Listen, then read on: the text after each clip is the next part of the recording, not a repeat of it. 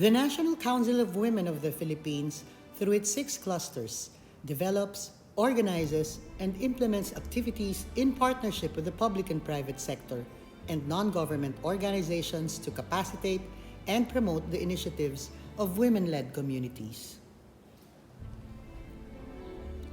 Climate change is definitely happening right now. In the Philippines, sea level rises, increased frequency of extreme weather events, rising temperatures, ocean acidification from pollution are killing our people and our seas. The NCWP cannot do it alone. If we want a better future, a better world to live in, we all need to change the way we think, the way we act, and the way we live. Change is now. While many blame climate change as the main reason for the damage we're experiencing, the effects are caused by us, humans. We, as humans, and we, as women, have a responsibility to protect our Mother Earth for the next generation. If we don't act now, our seas will be dead by 2048. The Philippines consists of around 7,640 islands. It is the center of marine biodiversity in the entire planet.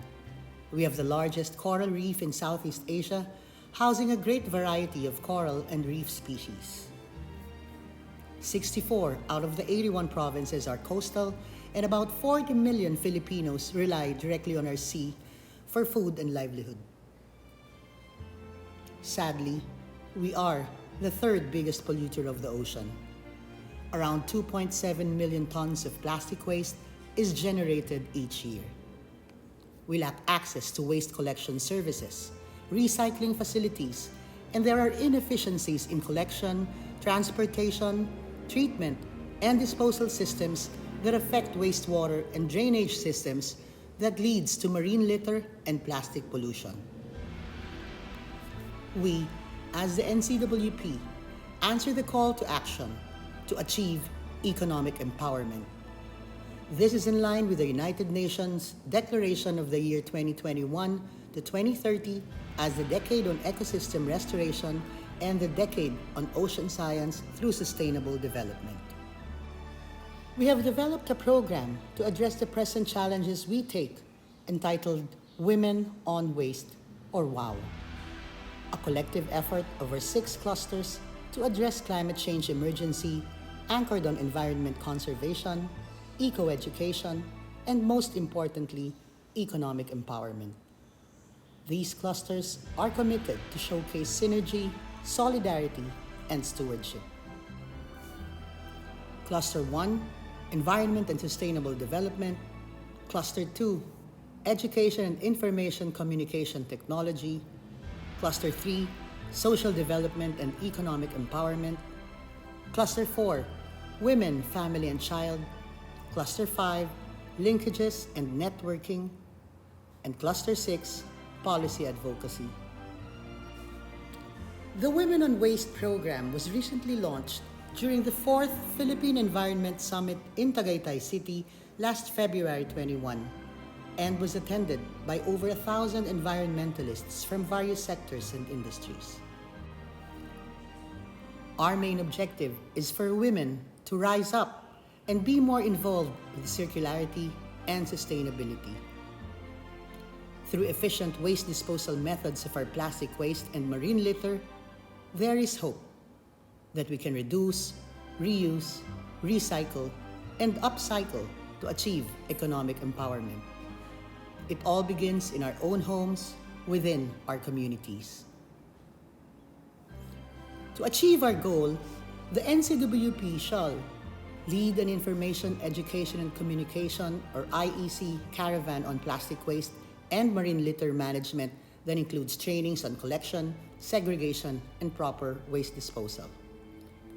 Next, we shall forge partnership with entities who specialize in waste management for women to have incentives on the waste that they collect. Also, we will be developing innovative social enterprises using plastic waste and marine litter that women can create, even in their own homes. From waste polluters, the Philippine women can be waste product producers through upcycling. Upcycling is the process of transforming waste materials, useless or unwanted products into new materials or products that are of greater quality with artistic or environmental value. Filipinos are known worldwide for their talents, skills, and creativity. Together with the government and the private sector, we shall be producing new, upcycled products using plastic, agricultural, and industrial waste. Here are some examples.